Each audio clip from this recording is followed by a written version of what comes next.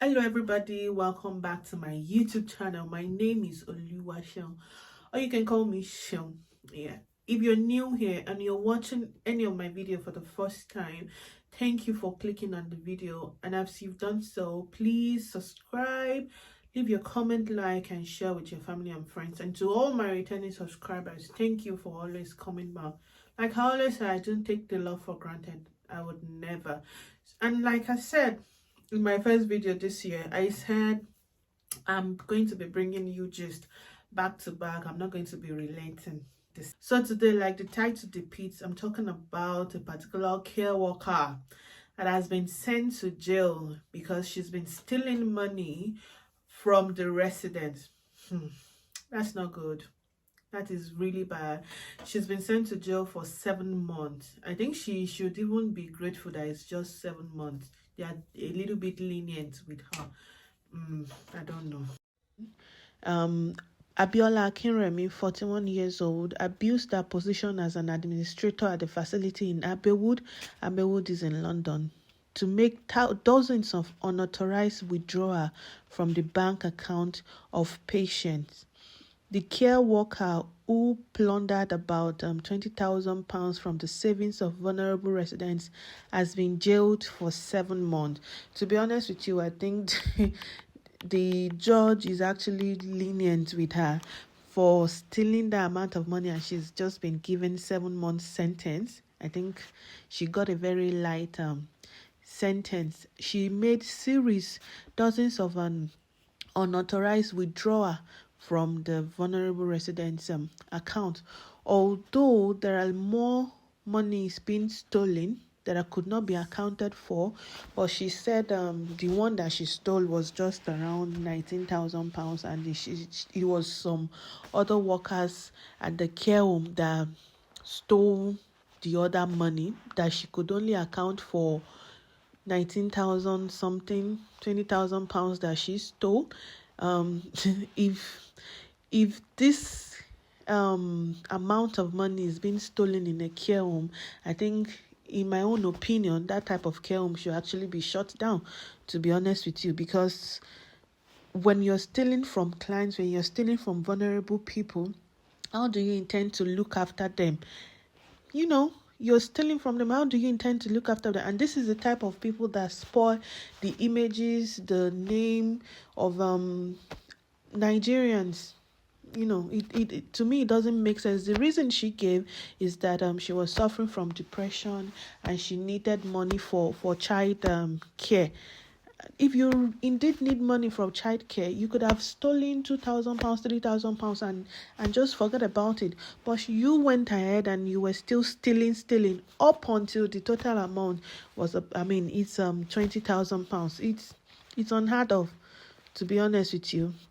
I know we all have our struggles in the United Kingdom, and sometimes it is a struggle. I know that. I've been there before, but that would not push me personally to steal anybody's money. And now she's been sentenced to 7 months in prison.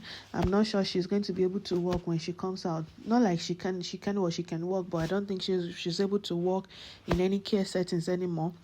And it's possible she might be deported. But if her children are British citizens, she might actually not be deported. But we don't know. This is just a bit of information that we know about, and this should serve as a lesson to every other person out there.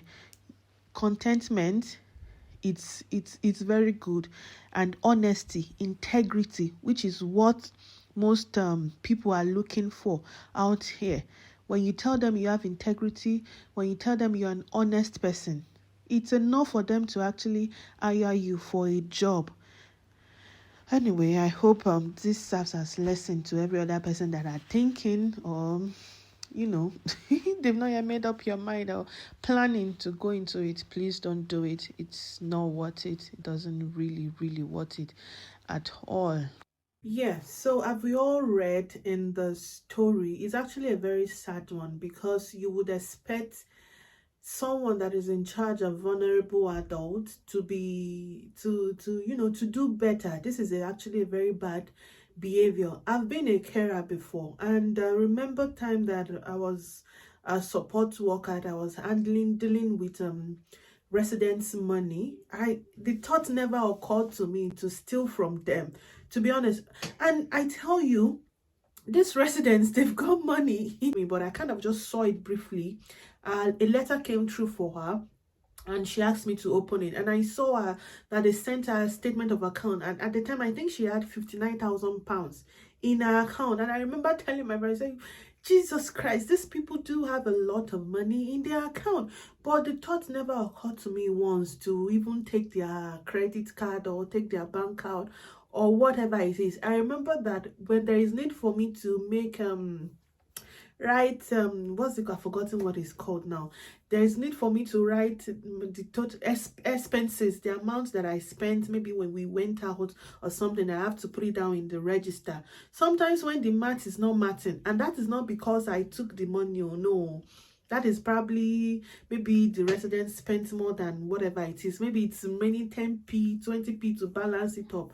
I put my own money because anything wala, when it comes to that, I don't want it. For this woman now, this particular woman that the story we've just read, I don't think she's going to be able to do anything care work related anymore, because that is going to go on her DBS. Yeah, that is going on her DBS. And pretty much these days, most companies actually do DBS for you. Even office work, they kind of do DBS. They do DBS for you.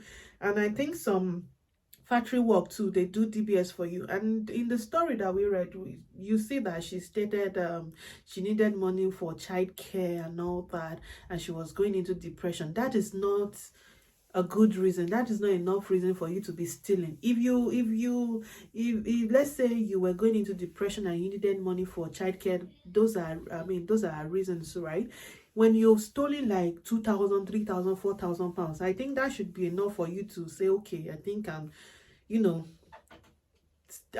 stop there. No, you still went on and used the amount that they said she actually stole is about 40-something thousand pounds, but she claimed that there are other workers too there that has been stealing money from client, that she's not the one that stole all the 43,000, that the only money that she actually stole is about 19,000 pounds. So they rounded it up to about 20,000 pounds.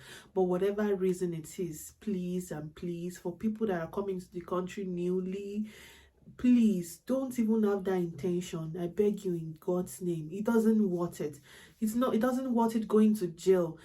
And I think there is this rule now, if you go to jail or something, they can send you back to your country, they can deport you. So does that really worth it? It does not. So please, let's try to do better.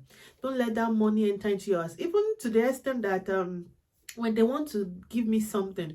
I remember I went to someone's home. I was doing night shift at the person's house because the woman was upstairs. The wife was upstairs sleeping, and when she came down in the morning around 6, she told me, oh, I haven't slept in a long time, that this is the first time she's sleeping, because her husband used to disturb her sleep sort of. And I told her, oh, it's fine, I'm happy doing it, even if I'm not happy doing it. At the time I needed the money, right?